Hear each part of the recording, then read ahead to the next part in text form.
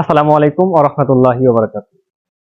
আপনারা দেখতে পাচ্ছেন এখানে একটি জিঙ্কো 625 ওয়াটের যে প্যানেলগুলো আছে, খুবই ভালো মানের বায়োফেশিয়াল হাফ কাট যে প্যানেল এটা আমরা 4 পিস এখানে লাগিয়েছি। টোটালি হচ্ছে আমাদের 2400 ওয়াটের মতো। এটা এদিকে আসো, ক্যামেরা নিয়ে এসো একটু। খুবই ভালো মানের একটি প্যানেল। এটা হচ্ছে নিচের দিকেও সোলার এফিসিয়েন্সি পাবে and উপরের দিকে এফিসিয়েন্সি পাবে।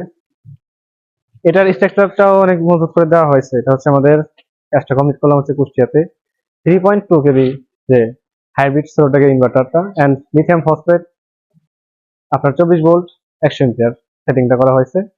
টোটাল লোড ওনার এখন দিনের বেলাতে যে আউট লাইট আছে সূর্যের আলো সেই হিসেবে সোলার এফিসিয়েন্সি হিসাবে উনি এখান থেকে 22 ওয়াটের মতো লোড নিতে পারতেছে।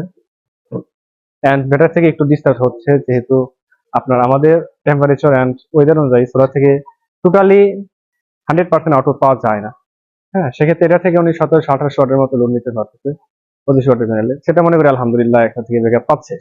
এন্ড আদারওয়াইজ যে বিষয়টা দেখা যাচ্ছে, আমাদের সোলার যে ডিগ্রি বা অ্যাঙ্গেলটা অনেকে হয়তো জানেন না আসলে সোলার কতটুকু ডিগ্রি অ্যাঙ্গেলে বসালে আসলে সঠিক এফিসিয়েন্সিটা পাওয়া যায়। সেটা হচ্ছে হয়তো আমাদের দেশের টেম্পারেচার অনুযায়ী এন্ড ফিক্স যে রেইনি সিজনটা বা প্রত্যেকটা সিজন অনুযায়ী এটাকে আমরা 20 থেকে বা 18 থেকে 25 পর্যন্ত ডিগ্রি অ্যাঙ্গেলে রাখতে পারি।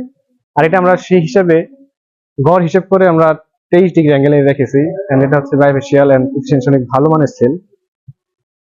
সেই হিসাবে এটা থেকে ভালো একটা ওয়াট আমরা পাচ্ছি। এন্ড কেবল হিসেবে ইউজ করেছি হচ্ছে 4RM কেবল, যেটা হচ্ছে fire proof and water resistance হিসেবে। এন্ড অরিজিনাল হচ্ছে পিওর কপার। তো ভিউয়ার্স, আজকে এই পর্যন্ত। আসসালামু আলাইকুম।